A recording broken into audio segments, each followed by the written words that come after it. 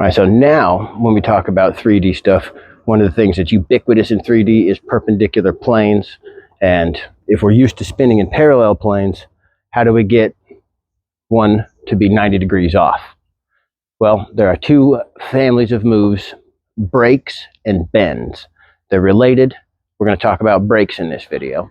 We're going to start it with the easiest possible break, the pendulum break. So you just start with the pendulum. It's really easy to do same time, so get them going like this. And you'll notice there's a point where they're both floating at the top. That's called the 0 point. That's an important moment in all of the breaks. When it's floating there, that gives you a small amount of time to rotate the center of rotation around the head in some way so that when you come out of that float, the poise orbit is in a new plane, right? So I'll demonstrate by changing 90 degrees to my right. Floating. I've switched. Now I'm 90 degrees, right? I can float back this way. I could do 1. So now I have planes swinging and they're perpendicular to each other. I could do 1 again. I'm back to my parallel planes facing you. 1, 1, 1, 1. And then add a complete beat somewhere and you get your opposites now. And the same thing. Do them both. Now it goes from wall to wheel.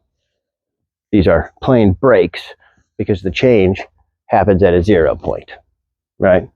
You could do a staggered turn, turn, turn, turn, turn. So getting used to these turning while the poi head seems to be floating, a good foot in the door is with those pendulums. Most commonly, you'll see it with anti-spin stalls, right? So an octahedron is an 8-pointed pattern, and you can make it by taking 2 anti-spin, 4-petal anti-spin flowers, and then rotating them 90 degrees, 2 of them. So you have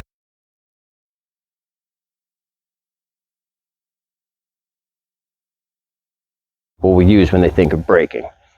I'm going to direct you to Dave Static on YouTube. He has an entire tutorial series that is very, very thorough about plane breaking, right?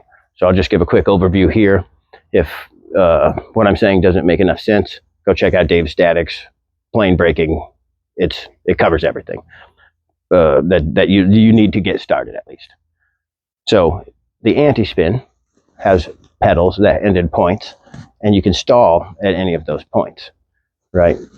You can stall from them. So this point, I can go in from the bottom, or I can come in from the top.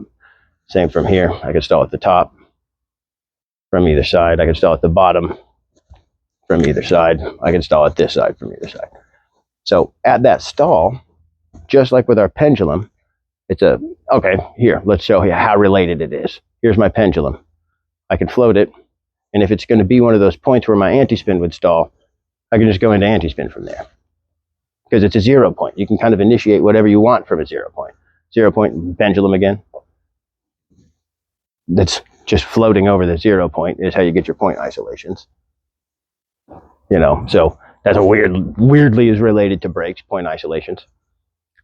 So up and, down will be the easiest for these anti-spin pedal stalls. Down, because you can just completely stop and flick it forward, and now you're in perpendicular planes. Down and flick it back out. So that was pretty easy. Try up, flick it forward. Now you're in perpendicular planes. And up, flick it back. And then just to be thorough, do both sides, down and up. So if that was fairly easy, try them both. Try them both up. Do split like this and try them both at the side. The stall is a break where you change direction and you're changing your plane. Well, you're not changing your plane, but you're changing the direction, right? So just do the stall thing and we'll change the plane. So let's do both of them up to forward, like that. Up, change to forward. Well, while they're at forward, let's just rock into a pendulum here. I'll do it from the side. So up, forward, into pendulum. Now the pendulum gives us time to think.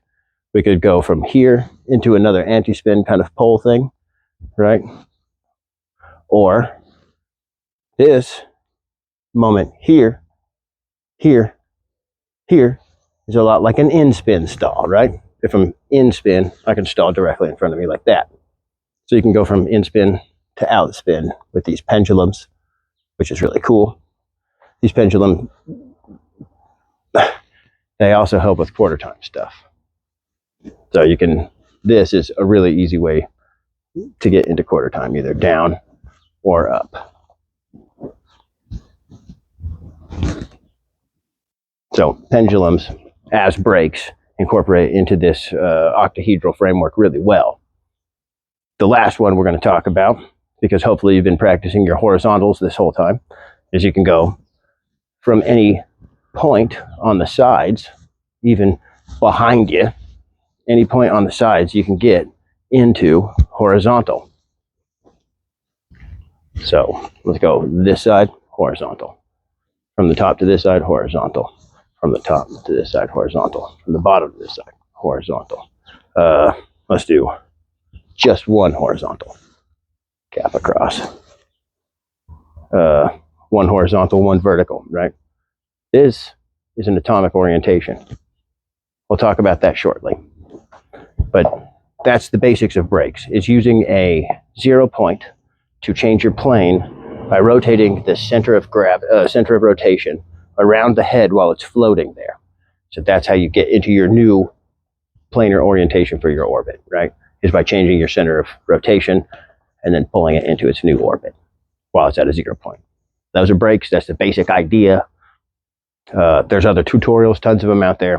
Check them out. If you, it's its own world. Brakes are, you could go down a rabbit hole forever with them. They are very cool, very fun. I encourage you to look into all of them.